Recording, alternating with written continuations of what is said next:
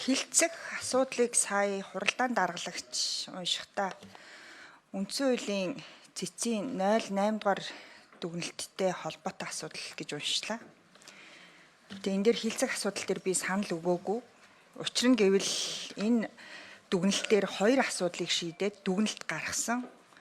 Нэгдүгээрт булган туяа гишүүнийг үндсэн хууль зөрчсөн асуудлаар, хоёрдугаарт засгийн газрын тогтоолыг 95 дугаар тогтоолыг манай хууль зүйн байнгын хороо өнөөдөр зөвхөн булган туяа гишүүний асуудлыг шийдэх гэж байна. Энэ өөрөө байж болох юм уу? Хоёр дахь дүгнэлтийн үр дагаврыг яагаад шийдэхгүй байгаа юм бэ? Өөрөөр хэлбэл 95 дугаар тогтоол өнөөдөр хүчинтэй байгаа юу, хүчингүй байгаа юу? 95 дугаар тогтоол өнөөдөр хүчинтэй байгаа юу, хүчингүй байгаа юу? Үндсэн хуулийн цэц бол ийм дүгнэлт гаргахаараа, тогтоол шийдвэр гаргахаараа хэрвээ эцсийн шийдвэр их судлалын хуралдааны шийдвэрээ гэдэг болвол гэж үзэж одоо тогтоолыг хүчингүй болгож байгаа бол заавал энэ тогтоолыг хүчингүй болгосгоо гэдэг зүйлийг заавал бичдэг байсан. Энэ удаа бичээгүй. Тэгэхээр их хурл энийг хүчингүй болгох юм уу? Болох ёстой гэж би бол хувьдаа харж байгаа. Бид нар үндсэн хуулийн 66-гийн 3 дугаар зүйлийн дээгүүр нь алхаад шууд дөрвийн мөрөөр одоо шийдвэр гаргах гэж сууж байна. Тэгвэл зөвхөн хувь хүнтэй холбоотой асуудлыг шийдээд бусдын нүдэн айнаал өнгөрөх чинь л да. Тэгэхээр ийм практик байж болох юм уу? Ийм одоо зүйлийг бид нар хүлээмжшөөрөө тэр дундаа манай хууль зүйн байнгын хороо чи мэргэжлийн байнгын хороо шүү дээ. Мэргэжлийн байнгын хороо энэ дээр бол маш нухацтай авч үзэх ёстой.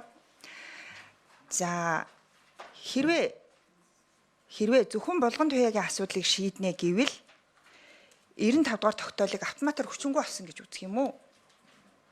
Гэдэг нэг юм болох гээд байна. Тэгэхээр ингээд үндсэндээ бол их хурлын тамгын газар, их хурл, чуулган, байнгын хороод бол маш юм тодорхойгүй нөхцөл байдалд орчлоо л доо. Тэг бид нар энийг энд бол маш тодорхой яриад шийдэл гаргаад ингээ явах хэрэгтэй.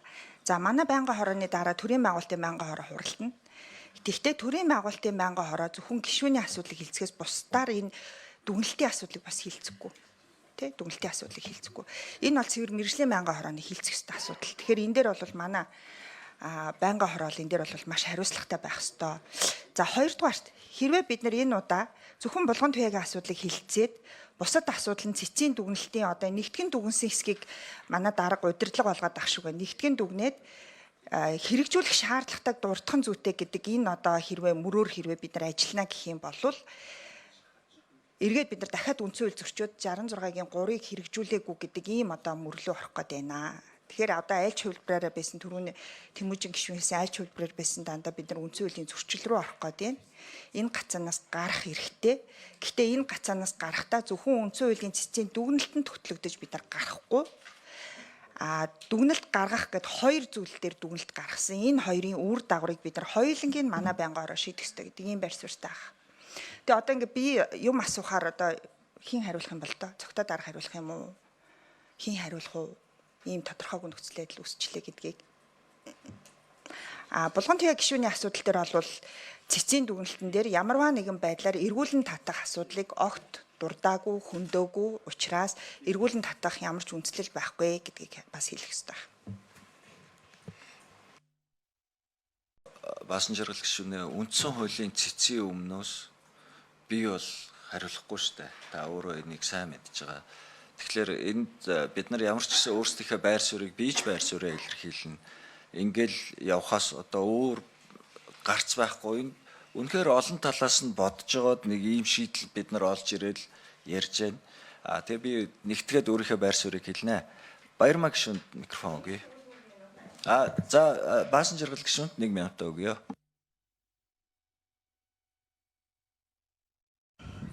За одоо асуултанд хариулах хүн байхгүй болвол би зориуд хурлын тэмдэглэл үлдээмээр байгаа юм. Яагаад гэвэл энэ асуудал хожим нь судлагдана. Хожим нь судлаачид эрүүл саруул ухаанаар бас энэ нөхцөл байдлыг бүгдийг эргэж харах байх гэж бас найдаж байгаа. Тийм учраас үндсэн хуулийн 66-гийн 3, үндсэн хуулийн 66-гийн 4, дээрэс нь их хурлын дэгийн тухай хуулийн 84, их хурлын дэгийн тухай хуулийн 85 гэд энэ заалтуудыг, энэ зохицуултуудыг бид нар зөрчөөд өнөөдөр энэ хуралдаан үргэлжилж байна. Энийг одоо яаж шийдэх вэ гэдэг дээр ямар ч шийдэл байхгүйгээр цаашаа одоо явах гэж байна. Гэхдээ зөвхөн хувь хүнтэй холбоотой асуудлыг шийдэх юм улс төрийн шийдвэр, улс төрийн акц хийгээд явж байна. Хуульцсан хувьд бол бид нар үндсэндээ бүрэн гацаанд бол орсон гэдгийг хурлын тэмдэглэл тэмдэглэж үлдээх хүсэлтэй.